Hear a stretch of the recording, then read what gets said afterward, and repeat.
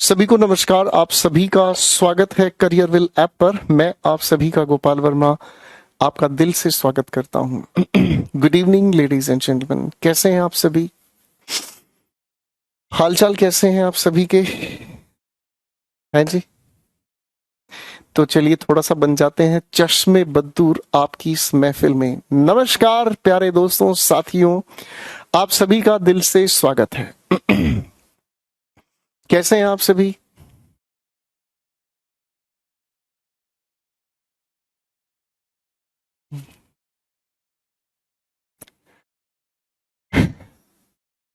भाई सभी को नमस्कार।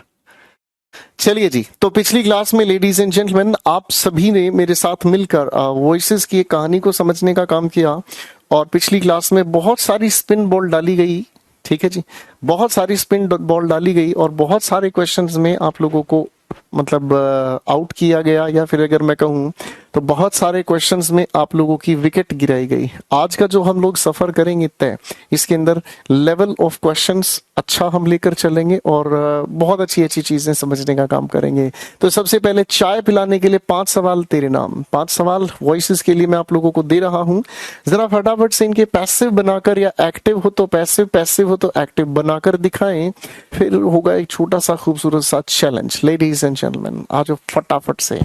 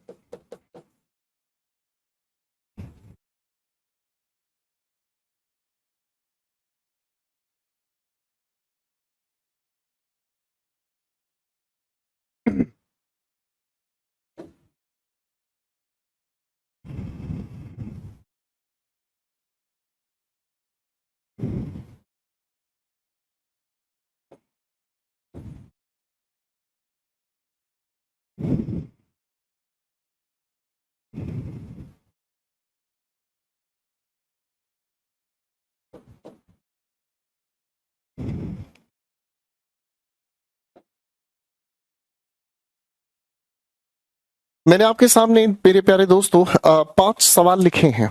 जरा फटाफट से इनको बनाएं। ठीक है ना जी? फटाफट से जरा इनके पैसे बनाने का काम करें, फिर कहानी को आगे लेके चलते हैं। चलिए बनाएं फटाफट से।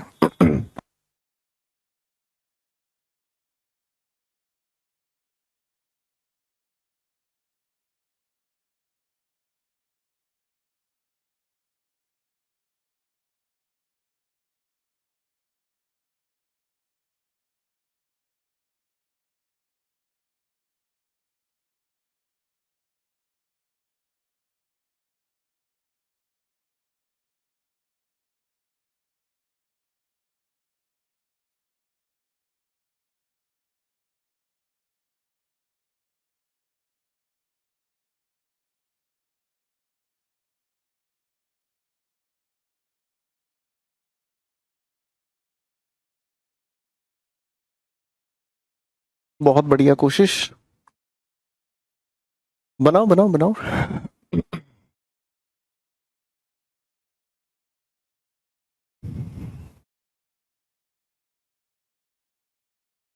ये एक छोटी सी चाय है मेरे दोस्त। मस्ती के साथ जरा इनको सोल्व करके देखिएगा, फिर आनंद पाएंगे आप जब इन चीजों को सोल्व कर लेंगे।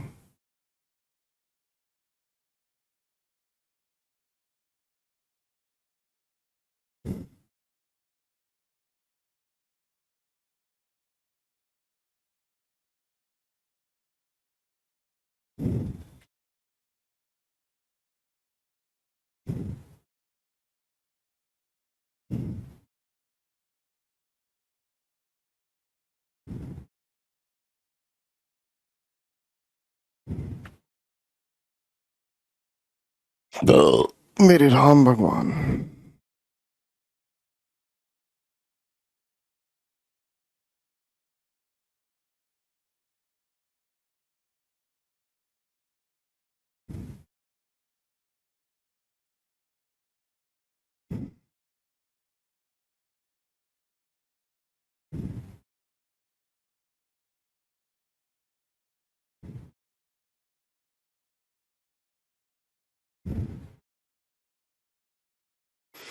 चलिए जी, आप लोगों ने इनको बना लिया है। आज फटाफट से इनको डिस्कस करते हैं। प्यारे प्यारे ये सवाल मजेदार हैं, ये छोटे छोटे सवाल। पहला सवाल, राखी विल गाइड अस। आपने इसको जब पैसे बनाने का काम किया तो वी शेल बी, और उसके ठीक बाद आपने लिखा गाइडेड बाई, और उसके बाद आप लोगों ने लिखने का काम किया Rakhi. Question number 2, she has return the keys. कोई दिक्कत ही नहीं है, आपने यहीं से इसका आंसर बनाना शुरू किया, द कीज हैव बीन, और उसके ठीक बाद हम लोगों ने लिखने का काम किया रिटर्न्ड बाई हर।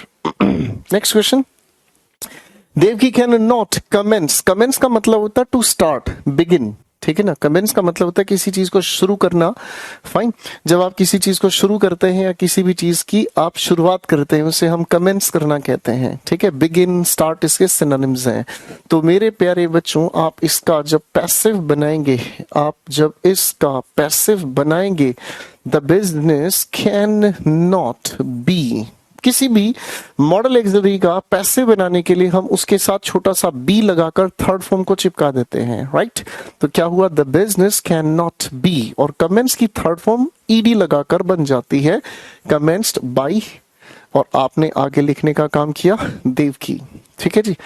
देवकी नंदन भगवान कृष्ण को कहा जाता है। नेक्स्ट सेंटेंस की अगर हम बात करते हैं, तो लिखा the strict management was taken care of. अब पहले तो इस सवाल नंबर 4 की अगर हम बात करते हैं, ये सोचने का सवाल है कि ये एक्टिव है या पैसिव है। ये एक्टिव है या पैसिव है, बड़े ध्यान से देखें। तो ये लिखा हुआ सेंटेंस अपने आप में पैसिव है। अरे हाँ, है ना। पैसिव की खास पहचान पता है क्या होती है? पैसिव वॉइस जब बनाना हो तो आप अपने वॉइसेस की पहले दिन की क्लास उठाकर देखना। जब आप पैसिव की पहचान करते हो तो पैसिव बनाने के लिए आपको बी के साथ लिखा हुआ चाहिए क्या चीज? Third form of verb.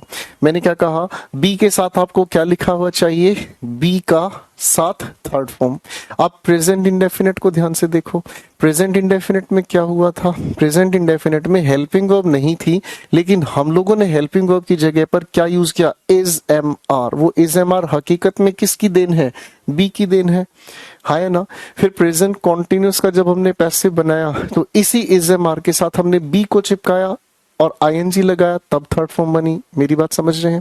Present perfect में हमने जब पैसिव बनाया तो हैज या हैव के साथ बीन को चिपकाया। ये बीन क्या है? थर्ड फॉर्म ऑफ वर्ब है। अरे हाँ, है ना। तो पैसिव के लिए जो बेसिक्स हम तैयार करते हैं वो क्या है हमारे पास? बी के साथ थर्ड फॉर्म, ठीक है। बी के साथ क्या चीज? Third form. पहली बात तो ये, फाइन। चलिए भाई, अब इस सवाल को अगर हम देखते हैं तो ये वॉज या वर के साथ थर्ड फॉर्म हमारे सामने लिखा हुआ है, तो पैसिव कंस्ट्रक्शन है, हाँ ना। अब मैनेजमेंट को कौन ध्यान रखेगा? भाई मैनेजमेंट को ध्यान रखने वाला ऑफिसर हो सकता है, मैनेजर हो सकता है, अरे हाँ, है ना। कोई भी इंसान जिसको वो जिम्मेदारी दी है। आपने अपनी सहूलियत के लिए एजेंट को चुना और आपने लिख दिया यहाँ पर द ऑफिसर, ठीक है ना जी। और इसके बाद आपने, क्योंकि पास्ट इंडेफिनिट का पैसिव है, पास्ट इंडेफिनिट के according second form of verb आपने यहाँ यूज की टुक, और उसके बाद आपने लिखा टुक केयर ऑफ, ठीक है ना जी।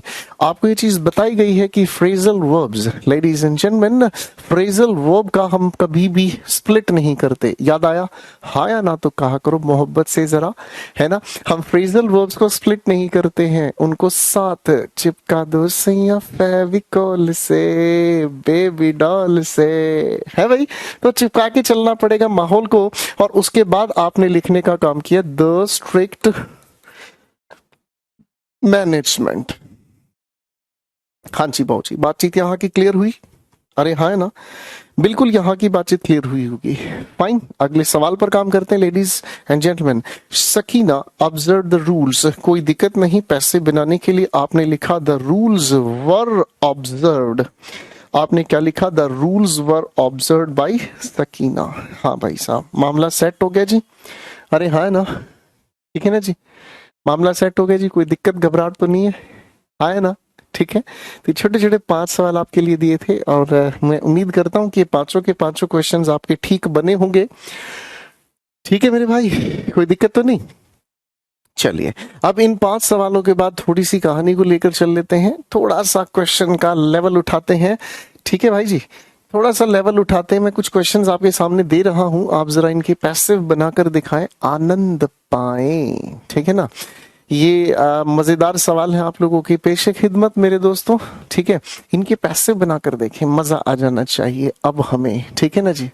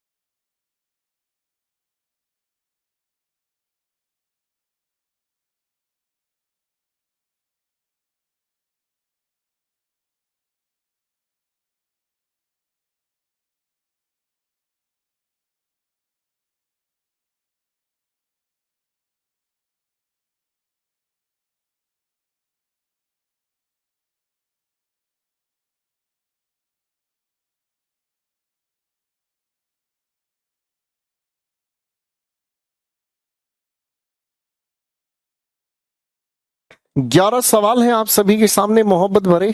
ठीक है ना जी, 11 सवाल हैं आप सभी के सामने। जिस बच्चे ने 11 के 11 पैसे बना दिए उसको हम दिल से दुआएं देंगे। शुक्रिया, अमेजिंग राइटिंग सर, शुक्रिया मेरे अजीज। बनाओ बेटे फटाफट से।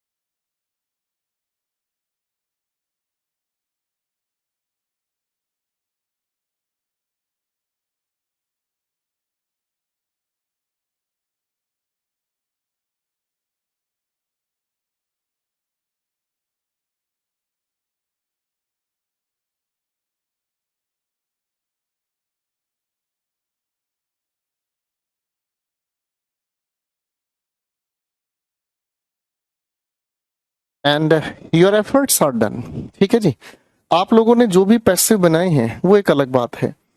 अब थोड़ी सी काम की बात करते हैं। जरा ध्यान से सोचकर समझकर एक बात बताना बेटा, जरा ध्यान से सोचकर समझकर एक बात बताना, बड़े ध्यान से सोचकर एक बात बताना। जब हम एक्टिव से पैसिव बनाते हैं, मेरी बात को ध्यान से सुनना, जब हम किसी भी लिखे सेंटेंस में एक्टिव से पैसिव वॉइस बनाते हैं, ठीक है ना, तो एक्टिव से पैसिव वॉइस बनाने के लिए सबसे ज्यादा इंपॉर्टेंट हमारे सामने, जब भी हम कोई स्ट्रक्चर लिखते हैं तो स्ट्रक्चर में बेसिकली यही तीन चीजें मैटर करती हैं, एक सब्जेक्ट है, एक वर्ब है और ऑब्जेक्ट है ना। अब अगर पूछा जाए कि जब आप इस ट्रांसफॉर्मेशन को एग्जीक्यूट करते हैं, यानी कि एक्टिव से जब आप पैसिव वॉइस बनाते हैं, तो मेरे दोस्तों एक्टिव से पैसिव बनाने के लिए आप लोग सबसे ज्यादा किस शब्द को इंपॉर्टेंट मानते हैं? सब्जेक्ट को, वर्ब को या ऑब्जेक्ट को? शाबाश बेटेंशी का क्लास में कमेंट पे ध्यान मत दिया करो, ठीक है ना, आप पढ़ो बस, मैं यही चाहता हूं, ठीक है ना जी। तो आप जब किसी भी लिखे हुए सेंटेंस को एक्टिव से जब पैसिव की तरफ लेकर जाते हैं, तो एक्टिव से पैसिव की तरफ लेकर जाते हैं, तो बच्चे बता रहे हैं ऑब्जेक्ट। ठीक है, मैं अब आपके सामने एक वाक्य कहूंगा, बड़े ध्यान से सुनिएगा, दुरुस्त बात हो जाएगी, बिल्कुल क्लियर। मैं अगर आपके सामने ये चीज कहता हूं, मैंने सेब खाया, सेब ने मुझे खाया, तो पैसिव ठीक है। तो क्या ये पैसिव कहना ठीक होगा, मैंने सेब खाया, सेब ने मुझे खाया, क्या ये पैसिव कहना ठीक होगा?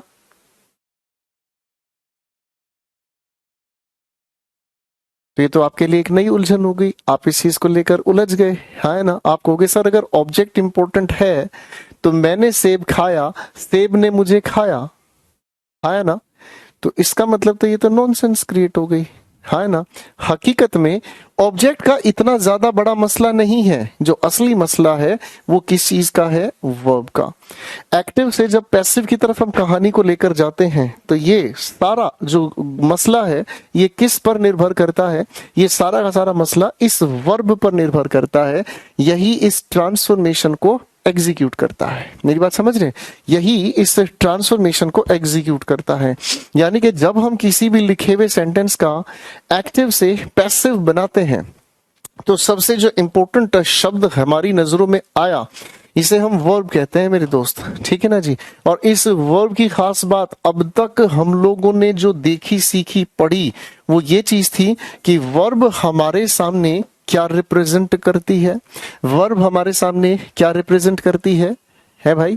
वर्ब हमारे सामने रिप्रेजेंट करती है क्या चीज? एक्शन रिप्रेजेंट करती है। अरे भाई हाँ है ना, वर्ब हमारे सामने लिखे हुए किसी भी सेंटेंस में अगर ऑब्जर्व किया जाए तो एक्शन रिप्रेजेंट करती है। अब इस एक्शन की स्थिति को ही मेरे प्यारे दोस्तों, इस एक्शन की स्थिति को ही हम दो अलग अलग हिस्सों में बांटकर आएंगे। और वो अलग अलग हिस्से कौन से हो गए? एक हिस्सा जिसे हम कहते हैं ट्रांजिटिव वर्ब, एक हिस्सा जिसे हम कहते हैं ट्रांजिटिव वर्ब, और दूसरा हिस्सा जिसे हम कहते हैं इनट्रांजिटिव वर्ब। एक हिस्सा जिसे हम कहते हैं ट्रांजिटिव वर्ब और दूसरा हिस्सा जिसे हम कहते हैं इनट्रांजिटिव वर्ब। ठीक है, अब सवाल ये उठता है, ट्रांजिटिव को हम हिंदी में कहते हैं क्या चीज? सकर्मक। क्या कहते हैं? सकर्मक। और इनट्रांजिटिव को हम हिंदी में कहते हैं अकर्मक। इनट्रांजिटिव को हम हिंदी में कहते हैं अकर्मक। सकर्मक जिसके पास कर्म हो, हिंदी में अगर हम कहें, हिंदी में अगर हम कहें सकर्मक मीन्स जिसके पास कर्म हो। कर्म को अंग्रेजी में हम ऑब्जेक्ट कहते हैं, हाँ है ना। तो ट्रांजिटिव कहने का मतलब हमें समझ में आया, एक ऐसी वर्ब जिसके पास अपना ऑब्जेक्ट हो। और इन प्रीफिक्स एक ऐसा प्रीफिक्स है जिसका मतलब नॉट निकलता है, ये आपको वोकैब सेशन में भी बताया गया है। इन लगते ही नॉट हो गया, इसका मतलब हमें समझ में आया जिसके पास वर्ब के पास अपना ऑब्जेक्ट नहीं हो, इनट्रांजिटिव कहलाता है। अकर्मक इसे हम हिंदी में कहते हैं।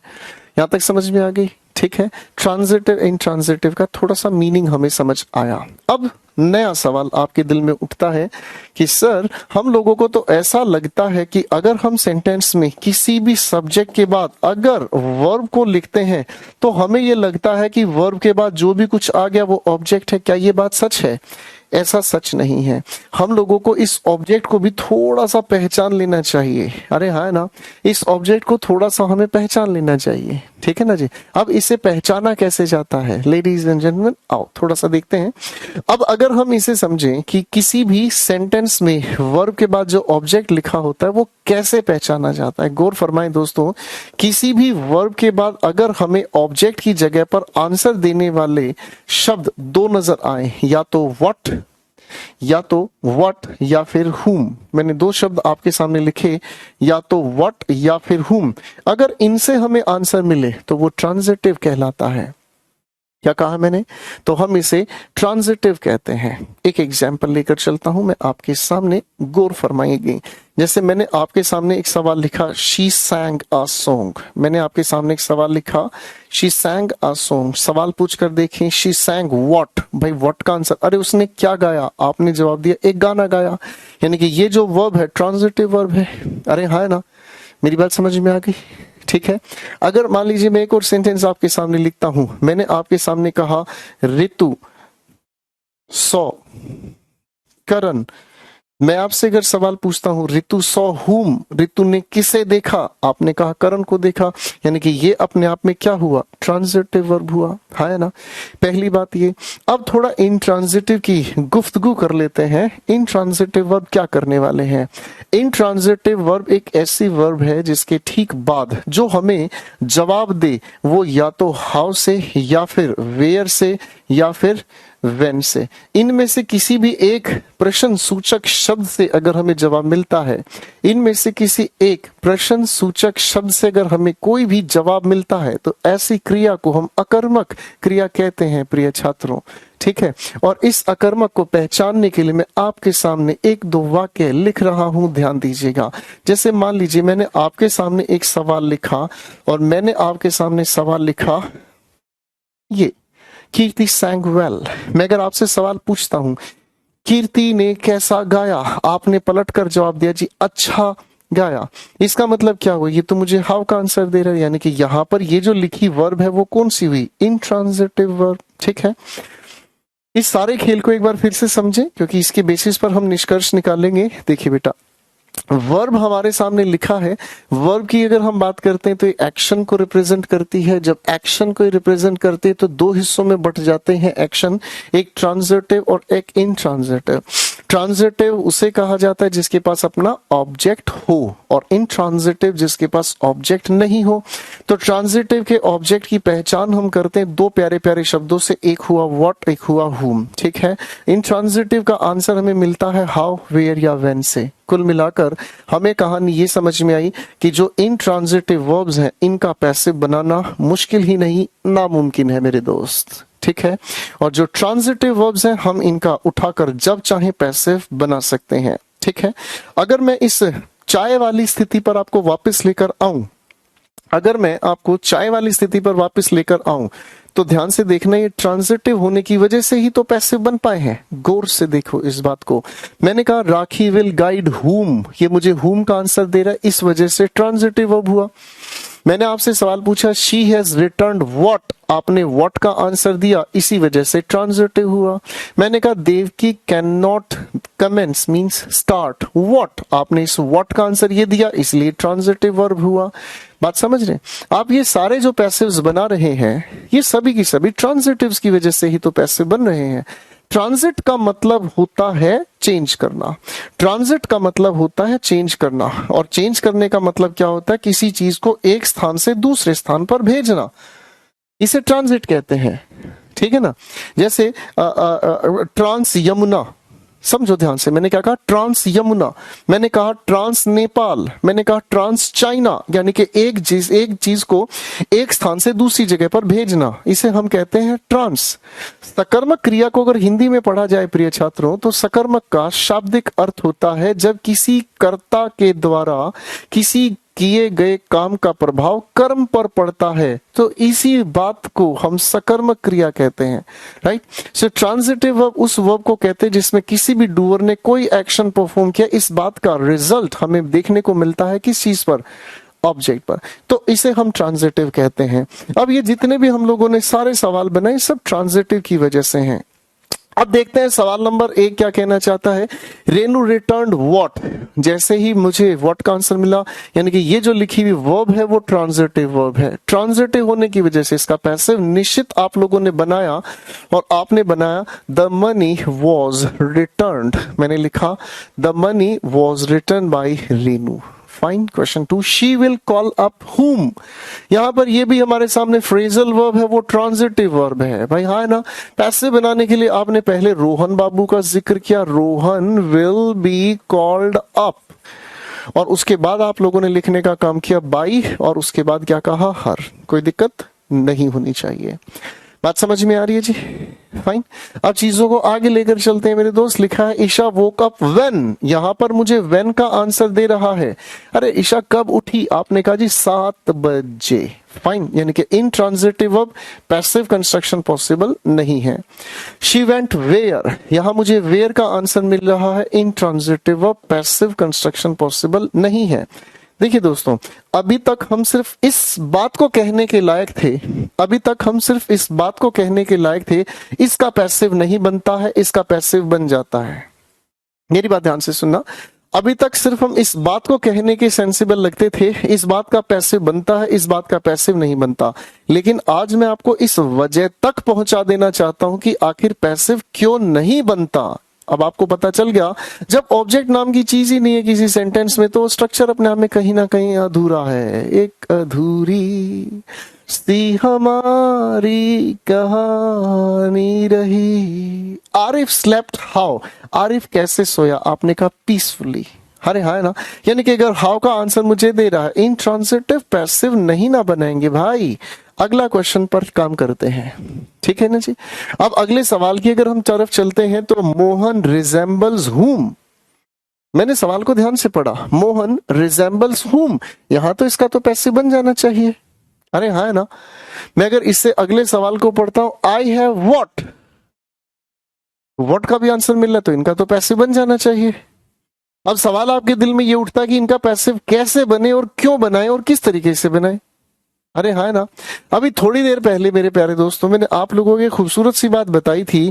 ट्रांजिट का मतलब क्या कहा, ट्रांजिट शब्द से ही तो ट्रांजिटिव बना है। ट्रांजिट का मतलब क्या हुआ, जब कोई चीज एक स्थान से दूसरे स्थान की तरफ चेंज होती है ना। जब किसी भी चीज का इफेक्ट पास ऑन होता है। मेरी बात समझ पा रहे हैं? इसका मतलब यहां पर ये जो ट्रांजिट होने का एक्शन है, ये क्या हुआ, एक्शन है भाई, हाँ ना। ये जो ट्रांजिट होने का जो एक्शन है, कुल मिलाकर यहाँ एक्शन ट्रांसफर हो रहा है, सीधी बात है। अब सवाल ये उठता है कि हम लोगों ने यहां लिखा एक ऐसी वर्ब जो एक्शन बताती है, तभी इस बात को लिखते ही दिमाग में एक दूसरी भी तो चीज आती है, और वो दूसरी चीज पता है क्या, कुछ ना कुछ ऐसी भी तो वर्ब होंगी जो एक्शन नहीं बताती होंगी। मैंने क्या कहा, कुछ ना कुछ ऐसी वर्ब भी तो होंगी जो एक्शन नहीं बताती होंगी। अब जो वर्ब एक्शन ना बताए भैया, उसको पकड़ लेते हैं, वो क्या कहती हैं। तो ऐसी लिखी हुई वर्ब्स को मेरे प्यारे दोस्तों, ऐसी लिखी हुई वर्ब्स को अगर हम कहना चाहें, तो ऐसी लिखी हुई वर्ब्स को हम नॉन एक्शन वर्ब कहते हैं। क्या कहते हैं, नॉन एक्शन वर्ब, यानी कि जिसके अंदर एक्शन नहीं होता है। अब जिन वर्ब्स के अंदर एक्शन नहीं होता, उन्हें हम दोस्तों नॉन एक्शन वर्ब के नाम से जानते हैं, ठीक है जी। अब नॉन एक्शन वर्ब का मतलब क्या हुआ, जिसमें कोई एक्शन नहीं होता, है ना भाई। अब जिसमें एक्शन नहीं होता, उसके अंदर क्या क्या चीजें हो सकती हैं। सबसे पहले इस नॉन एक्शन वर्ब के अंदर हो सकता है स्टेटिव वर्ब। स्टेटिव वर्ब का मतलब क्या हुआ, स्टेटिव वर्ब का मतलब क्या हुआ, जिस वर्ब के अंदर कोई एक्शन नहीं होता, जो किसी की अवस्था बताते हैं। जैसे फॉर एग्जाम्पल, ध्यान से समझिएगा, मैं अगर कहता हूं मेरी शर्ट का कलर ग्रे है, मैंने कहा मेरी शर्ट का कलर ग्रे है, तो इस शर्ट के कलर को बताने में मैंने कोई एक्शन कहा, सोच के देखिएगा, हैं जी। इसमें तो कोई एक्शन नहीं है। मैंने आपके सामने कहा मैंने ये जो घड़ी पहनी है यह घड़ी स्टील की है। मैंने आपके सामने वाक्य कहा यह घड़ी स्टील की है, तो इस घड़ी की अवस्था है, इसमें एक्शन क्या हुआ? इसमें तो कोई एक्शन नहीं हुआ। बात समझ रहे? इसका मतलब क्या हुआ? जहां एक्शन नहीं है, अवस्था बताती हैं, इनका कोई पैसिव ही नहीं बन पाता। अब इस स्टेटिव वर्ब में अगर हम आते हैं तो भाई क्या हो गया? बी हो गया। बी की फॉर्म्स जिनके अंदर खाली इज एम आर या वॉज वर्ब को आप यूज करते हैं, या फिर बीइंग लिखा नजर आ जाए, या फिर बीन लिखा नजर आ जाए, जिनके अंदर ये लिखा नजर आए उनका पैसिव नहीं बनता। भले ही आप इनका पैसिव बनाने में यूज करें कोई फर्क नहीं पड़ता, लेकिन इनका पैसिव ना बनाए। भले ही इनका पैसिव बनाने में यूज होता है। मेरे शब्दों को ध्यान से सुनना भाई, ठीक है ना जी। मैंने आपके सामने लिखा सीम, अपीयर, रिजेंबल, लुक एटसेट्रा, ठीक है जी। ये सब की सब स्टेटिव वर्ब्स हैं। बात समझ में आ रही है जी? ठीक है ना, फाइन। तो इनमें कोई एक्शन नहीं है। जब इनमें कोई एक्शन ही नहीं है तो इसका पैसे बनाने की कोई सेंस नहीं है। अगर मान लीजिए मैं आपके सामने एक छोटी सी बात कहता हूं, मैंने कहा देयर वाज अ किंग, तो इसमें भाई एक राजा था। यहां पर किसी के होने की बात कही गई है, किसी की अवस्था बताई, ये एक बार एक राजा था, देयर वाज अ किंग, तो इसमें कोई भी पैसे बनाने की संभावना है ही नहीं। क्यों? क्योंकि ये किसी भी इंसान की अवस्था है, ठीक है ना जी। चलिए, स्टेटिव वर्ब के ठीक बाद अगर आगे हम चलने का काम करें तो इसी के ठीक बाद आती है एक दूसरी चीज जिसे हम कहते हैं पोजेसिव वर्ब्स, जो पोजेशन बताने का काम करती है। अरे हाँ, है ना। जैसे अगर मान लो मैं आपके सामने एक छोटी सी बात कहता हूं, ध्यान से सुनेगा। मैं अगर आपके सामने एक छोटी सी बात कहता हूं, मैंने कहा मेरी जेब में एक मोबाइल रखा है, ध्यान से समझिएगा। मैंने कहा मेरी जेब में एक मोबाइल फोन रखा है, तो इस बात में कोई एक्शन है क्या? इस बात में कोई एक्शन है क्या? आप कहोगे नहीं, इसमें तो कोई एक्शन नहीं है, मेरी जेब में फोन है तो है, बताओ मैं क्या करूं। मैं अगर आपको ये कहता हूं भारत में 29 राज्य हैं, 29 ही है ना भाई, देखो मेरी जीके हो सकती है, गड़बड़ हो सकती है। मैंने कहा भारत में 29 राज्य हैं, इसमें कोई एक्शन है क्या? है तो है, बताओ। कोई आपस में कोई बात ही नहीं है भाई। 29 है, 30 है, इसमें तो कोई एक्शन नहीं है भाई। अरे हाँ, है ना। तो इसका मतलब क्या हुआ? इसमें कोई जब एक्शन ही नहीं है तो ट्रांजिट ही नहीं हुआ, और ट्रांजिट अगर हुआ नहीं है तो फिर काहे का पैसे बना लोगे भाई? 28 है, 28 है।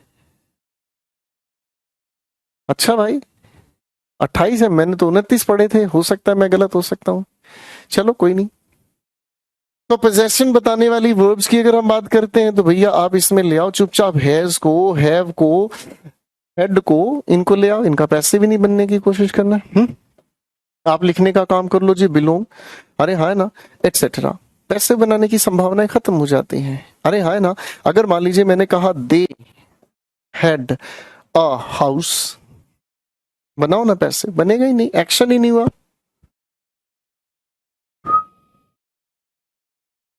अरे हाँ है ना। अरे कोई बात नहीं भैया, हम जीएस थोड़ी पढ़ाते हैं भैया। 28 जमा 8 बता रहे हैं, कोई बात नहीं, वो यूटी हो गया, एक ही बात है। हमको नहीं ना मालूम, हम पहली बार पढ़ा रहे हैं भाई, हम पहली बार पढ़ा रहे हैं, हमको डांटो मत, हम रो देंगे, हम बहुत प्यार करते हैं अपने आप से, ठीक है भाई। तो इसका मतलब इनके पैसे बनाने की संभावनाएं खत्म हो गई, ठीक है ना जी। ट्रांजिट का मतलब तो हुआ एक्शन जिसमें ट्रांसफर हो, यानी कि यहां पर भी पैसिव की संभावना खत्म हुई और यहां पर भी पैसिव की संभावना खत्म हुई। तो आज बेटे अपने वापस चैलेंज की तरफ बढ़ते हैं, क्वेश्चन को ध्यान से समझते हैं। सवाल नंबर 6 को कहते हैं मोहन रिजेंबल्स हुम। भले ही ये मुझे हु वट का आंसर मुझे दे रहा है, फर्क नहीं पड़ता, लेकिन अगर मोहन की शक्ल उसके पिता से मिलती है, ध्यान से समझना, अगर मोहन की शक्ल उसके पिता से मिलती है, अरे हाँ है ना, मोहन से अगर उसके पिता की शक्ल मिलती है, अरे हाँ ना, तो भैया जब मोहन की शक्ल उसके पिता से मिलती, इसमें एक्शन क्या हुआ? अरे ठीक है भैया, एक बालक लिख रहा है 29 स्टेट है और 7 यूनियन। देखो हमको नहीं ना पता, हमको कुछ नहीं आता, हम बहुत मूर्ख इंसान है, हम बहुत बुद्धू इंसान है, हमारे मुंह से निकल गए भैया, हमको माफ कर दो, मुझ जबान फिसल गई, माफ कर दो भाई। ठीक है भाई। हाँ, हमको कछु नहीं आता, हमको इंग्लिश फिंग्लिश भी नहीं आता है। हाँ, हम तो भाई ऐसे ही भाई छोटे मोटे टीचर है भाई, ठीक है ना। अब मोहन की शक्ल उसके पिता से मिलती है, तो कुल मिलाकर ये एक नॉन एक्शन वर्ब है भैया जी, इसका पैसे बनाने की कोशिश ना करें। सेट हो गया बॉस? अरे हाँ है ना, पैसे बनाने की कोशिश, अरे हाँ है ना करें। बात समझ में आ रही है? अरे हाँ है ना, ठीक है। अब आगे देखने का अगर हम काम करते हैं, ठीक है, आगे देखने का अगर हम काम करते हैं तो आई हैव अ कार, ये तो पोजेशन बताने का काम कर रही है, पैसे बनाने की संभावना नहीं, ठीक है ना। अच्छा एक बार मेरे थोड़ी सी मेहनत कर लो, 8 9 10 11 इन चारों को जरा एक बार दोबारा से देख लो, ठीक है ना जी।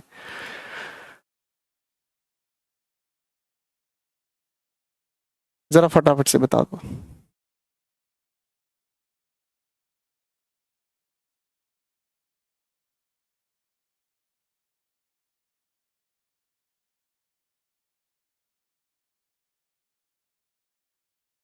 देखो भैया गूगल बाबा जो है ना, गूगल बाबा बता रहे हैं इंडिया के अंदर 29 स्टेट्स हैं और 7 यूनियन टेरिटरीज हैं, ठीक है भाई। गूगल बाबा जो है ना,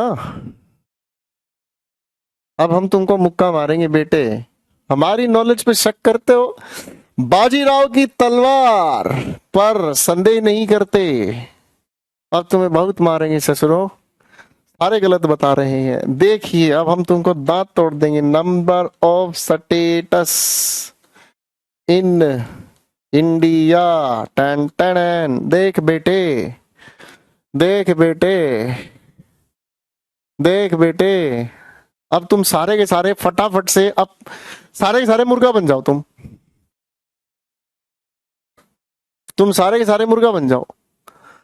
कान पकड़ लो ससुरो, सारे के सारे गधे कहीं के, मारेंगे,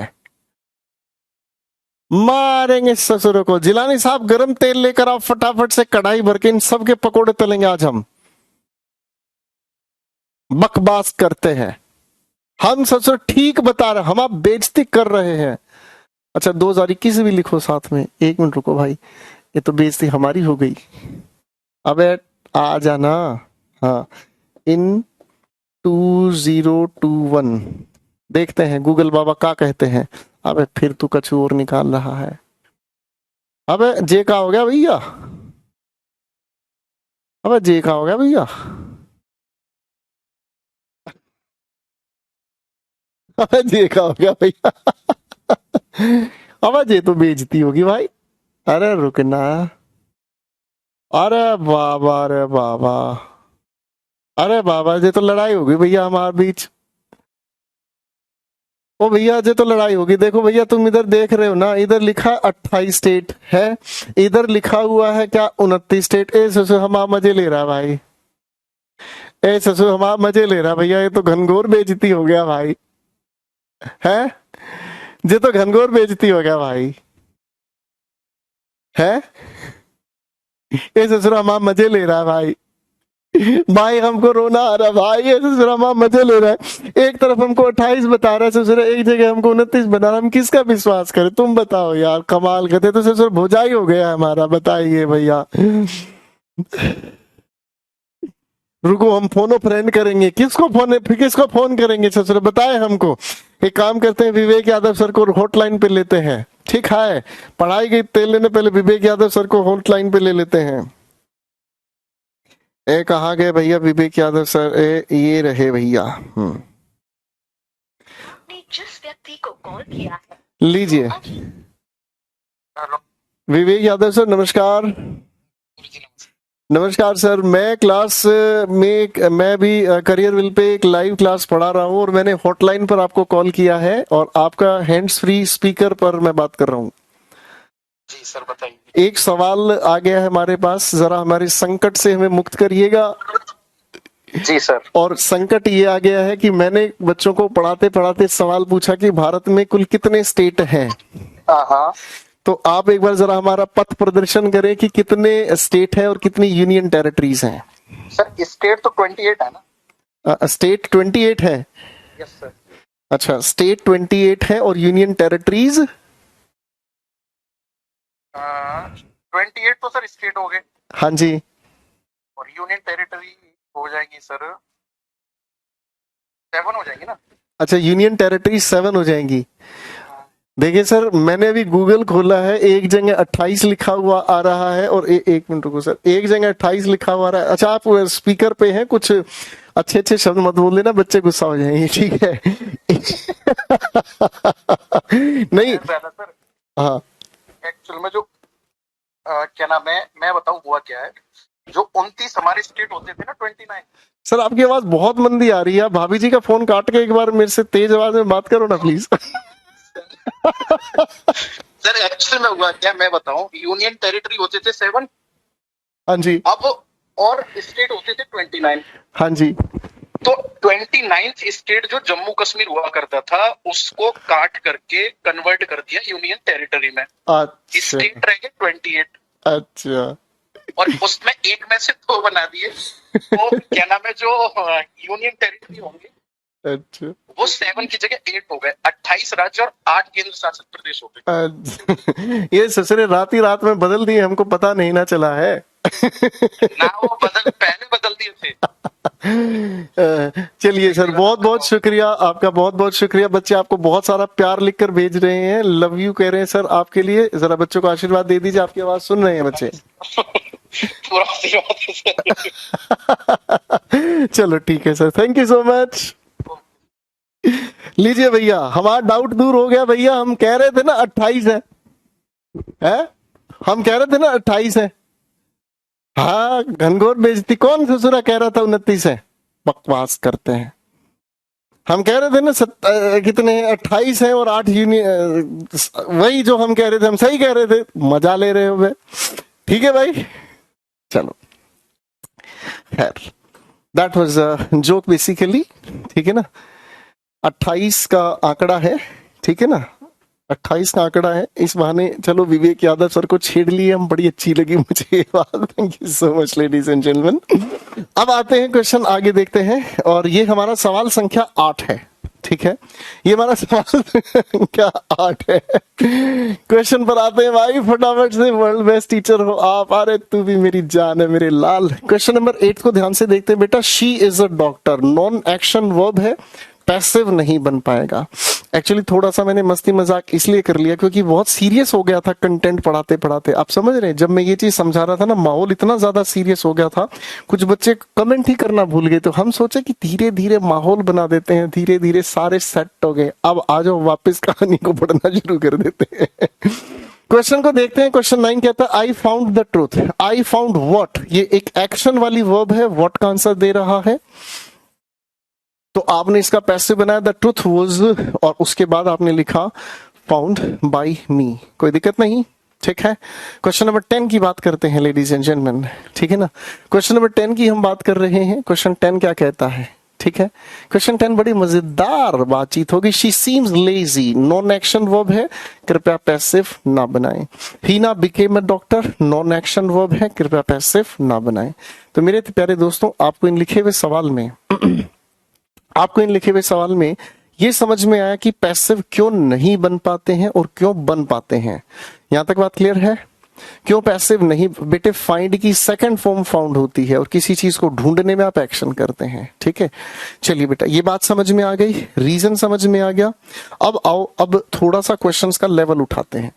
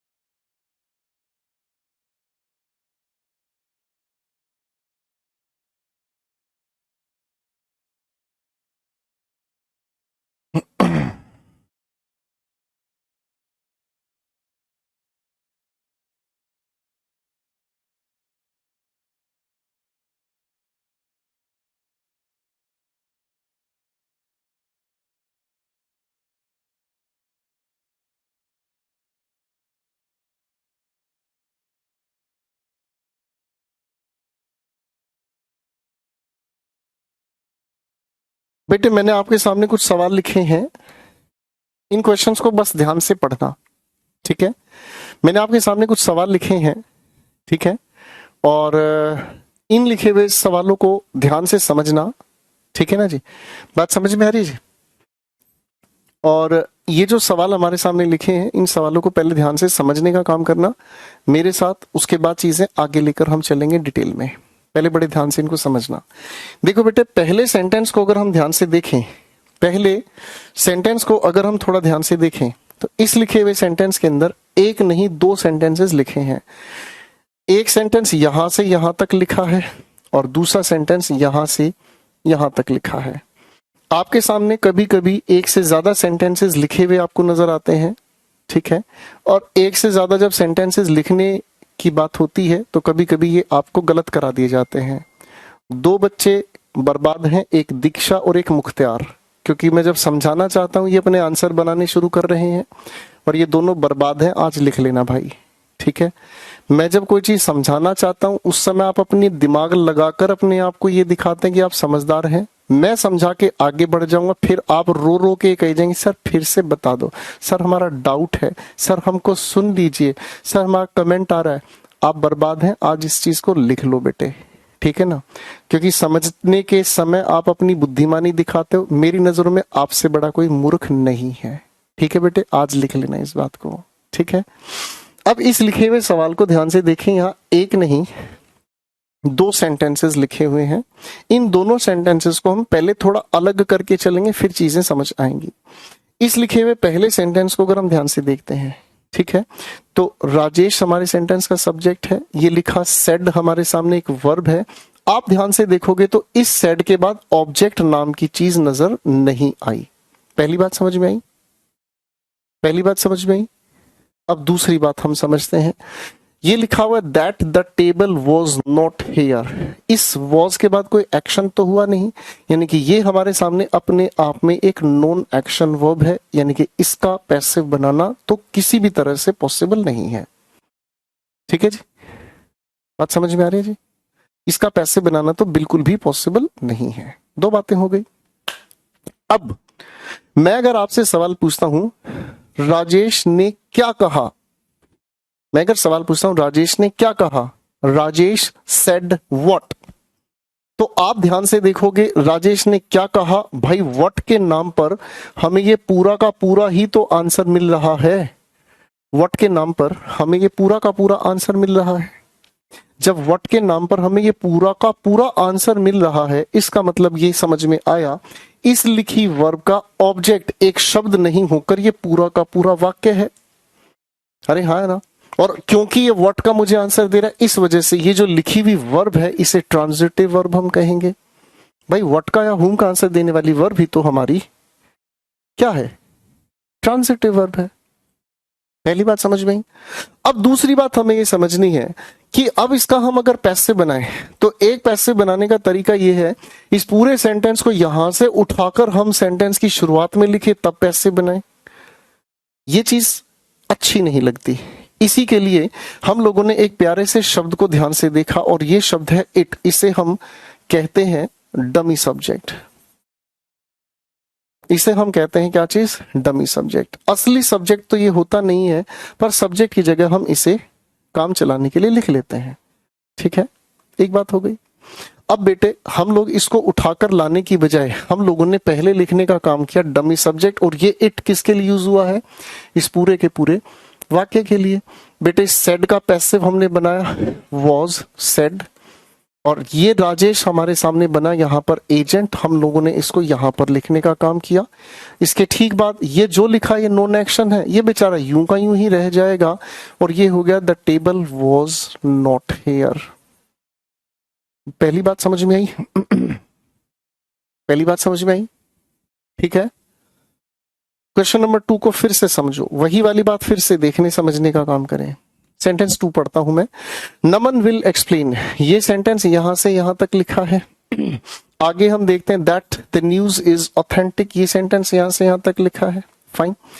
इस लिखी हुई वर्ब को ध्यान से देखेंगे, नॉन एक्शन है, यानी कि इसका पैसिव बनाना तो कोई सेंस बनती नहीं, पैसिव नहीं बन पाएगा। इसको हमने एज इट इज छोड़ दिया, और एज इट इज छोड़ने का मतलब इसको भैया यहां पर एज इट इज लिख दिया। ठीक है। अब सवाल मैं पूछना अगर आपसे चाहूं, नमन विल एक्सप्लेन व्हाट, जैसे ही मैं आपसे व्हाट का आंसर पूछ रहा हूं तो व्हाट का आंसर ये पूरा वाक्य है, यानी कि इस हिसाब से ये लिखी एक वर्ब ट्रांजिटिव वर्ब हुई। अब ये लिखी हुई एक ट्रांजिटिव वर्ब हमारे सामने आ गई है। बेटा सोनिया, आप भी उसी बर्बादी वाली लाइन पर आ गए हो, बधाई हो। ठीक है। अगर हम देखें ध्यान से तो ये ट्रांजिटिव इसको बना रही है, क्योंकि व्हाट का आंसर इसी वर्ब के लिए आ रहा है। पैसिव बनाने के लिए हमने डमी सब्जेक्ट पहले लिखा विल, उसके बाद लिखा बी, और उसके बाद हम लोगों ने लिखने का काम किया एक्सप्लेन्ड, आगे हमने लिखा बाय नमन। ठीक है जी। और ये आगे इसका पूरा का पूरा लिखा हुआ सेंटेंस। यहां तक बात समझ में आ गई? ठीक है जी। अगर ये दोनों सेंटेंसेस आपने बड़े ढंग से समझ लिए हैं तो अब आपकी बारी है क्वेश्चन नंबर 3 का। जरा ट्रांसफॉर्मेशन लिखकर दिखाओ। जब सीखने की बारी होती है, आप सीखने का मजा खत्म करके आंसर बनाने की दौड़ में लग जाते हो। ये पहली आपकी वो गलती है जो कभी आपको सीखने सिखाने के लिए तैयार नहीं करती है। आज मैं पहचान रहा हूं उन बच्चों को जो अपनी बर्बादी खुद ढूंढते हैं। Very nice. अब इस लिखे हुए सेंटेंस का ट्रांसफॉर्मेशन लिखें जरा।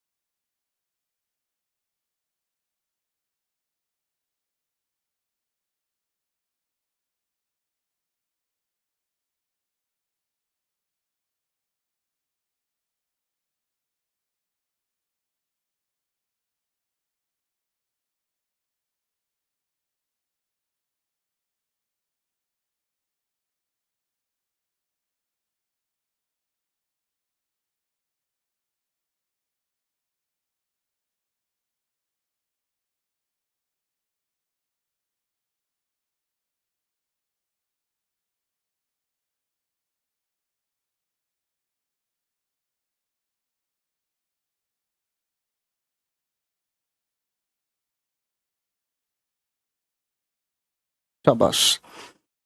तो इस क्वेश्चन का आपने आंसर जो बनाया मेरे भाई, इस क्वेश्चन का जो आप लोगों ने आंसर बनाया, तो इस सेंटेंस में बिल्कुल ऊपर वाली थियरी चलती जाएगी। शी फाउंड व्हाट, इस व्हाट का आंसर ही से ट्रांजिटिव बना रहा है। डमी सब्जेक्ट आपने उठाया और आपने लिखने का काम किया इट वाज फाउंड। आगे आपने लिखने का काम किया बाय हर, कोई दिक्कत नहीं। आपने आगे लिखा दैट। अब ध्यान से देखो, द बैग वाज स्टोलन, ये तो पैसिव लिखा हुआ है ना। अब अगर ये पैसिव हमारे सामने लिखा हुआ है तो आप इसे एक्टिव में भी तो बदलोगे। ट्रांसफॉर्मेशन यही तो कहती है, पैसिव को एक्टिव में तो बदलोगे। तो इसके लिए आपको अपनी तरफ से एजेंट लेना होगा, है ना। और भैया जब बैग चुराया गया है तो थीफ नाम का डूअर आपने एज्यूम किया, और उसके बाद आप लोगों ने लिखा स्टोल द बैग। ठीक है जी। बेटे बात समझ में आई? बेटे बात समझ में आई?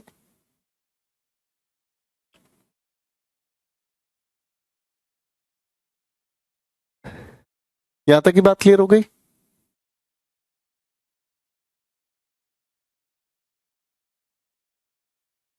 तो जिन लोगों के मैंने नाम लिए थे, खासकर उन लोगों के आंसर्स बिल्कुल सिरे से गलत हैं, क्योंकि भैया दिमाग में मशीन फिट हो रही है ना, गंदे वाली मशीन फिट हो रही है। बस फटाफट से कुछ भी आंसर बना दो, फटाफट से कुछ भी बस आंसर बना दो।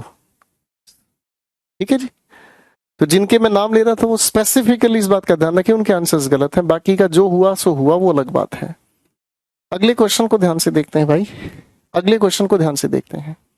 क्वेश्चन क्या कहता है, हमारे सामने लिखे हुए इस वाक्य को ध्यान से देखते हैं। He has done and will submit the file. ध्यान से देखेंगे, यहां पर ही हमारे सेंटेंस का सब्जेक्ट है, ही हैज डन व्हाट, आपने कहा द फाइल।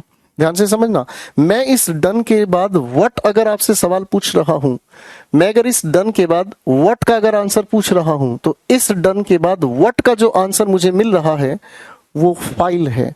यानी कि इसकी वजह से ये ट्रांजिटिव वर्ब हमारे सामने बन गई। मैं फिर से आपसे अगर सवाल पूछता हूं, ही विल सबमिट व्हाट, यानी कि ये व्हाट का आंसर दे रहे, ये भी ट्रांजिटिव वर्ब है। दोनों ही ट्रांजिटिव वर्ब हैं, तो दोनों के लिए पैसिव बनाना भी आसान हो जाएगा। दोनों के लिए पैसिव बनाना भी आसान हो जाएगा। पैसिव बनाना शुरू करते हैं, तो पैसिव हम लोगों ने तैयार किया, the file has been done and. अब इस लिखी वर्ब का पैसिव बनाना है, हम लोगों ने लिखा विल बी सबमिटेड, और उसके ठीक बाद मैंने लिखा बाई जो भी वहां पर डूअर है। कहानी खत्म हो गई। ठीक है जी, जो भी हमारी यहां पर कहानी है वो खत्म हो गई, इसमें कोई दिक्कत नहीं। अगले सवाल पर काम करते हैं। अगले सवाल को ध्यान से देखते हैं, तो इस सेंटेंस को बहुत ध्यान से पढ़ना, जल्दबाजी किसी भी चीज की नहीं होगी। रवि केम, क्या इस केम का आंसर या ऑब्जेक्ट द क्वेश्चन है? यस या नो में आंसर मुझे दीजिएगा।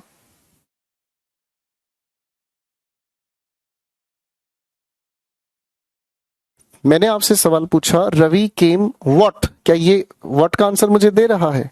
नहीं। आप कहोगे सर केम के बाद तो वेयर का आंसर मिलना चाहिए, केम के बाद तो वेयर का आंसर मिलना चाहिए। इसका मतलब क्या समझ में आया? इसका मतलब यहां ये जो भी कुछ लिखा है, ये केम अपने आप में एक इंट्रांजिटिव वर्ब है।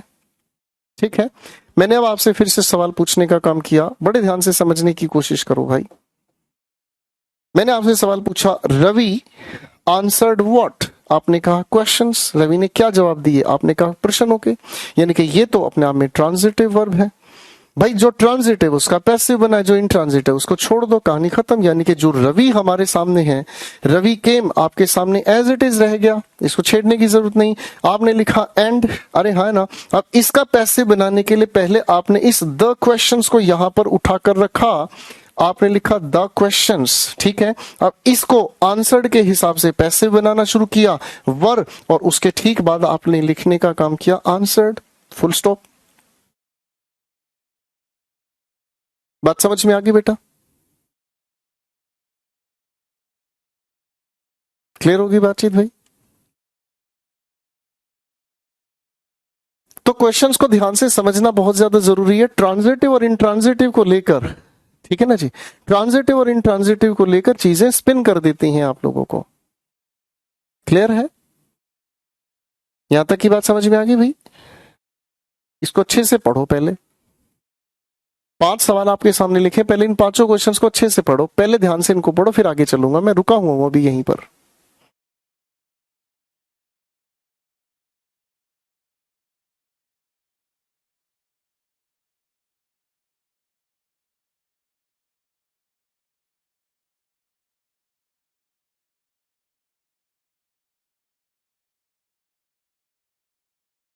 अभी क्लास ऑफ नहीं करेंगे शुभी भाई साहब, अभी थोड़ा सा और पढ़ाएंगे, अभी टाइम है बेटा। 2-4 मिनट की बात होती है, अलग होती है बेटा। 10-10 मिनट की पहले क्लास ऑफ करने लगे तो पढ़ाई क्या होगी? कुछ भी नहीं।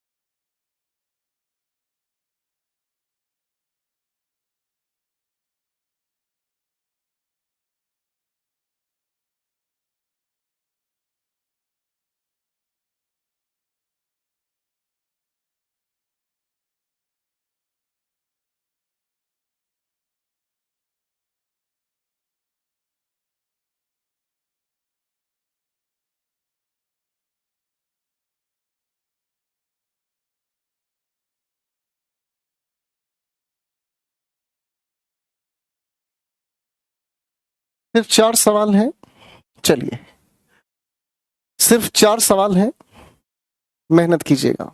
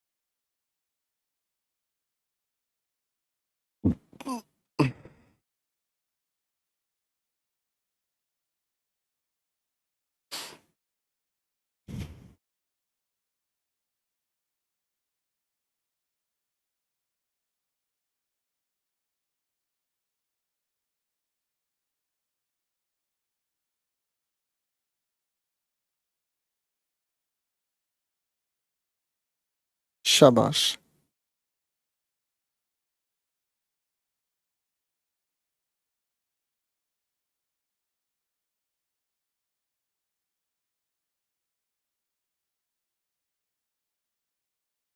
चलिए, अब इन सभी के आंसर्स को वेरीफाई करते हैं बेटे, इनके आंसर्स कैसे बनेंगे। क्वेश्चन नंबर 1 की बात करते हैं।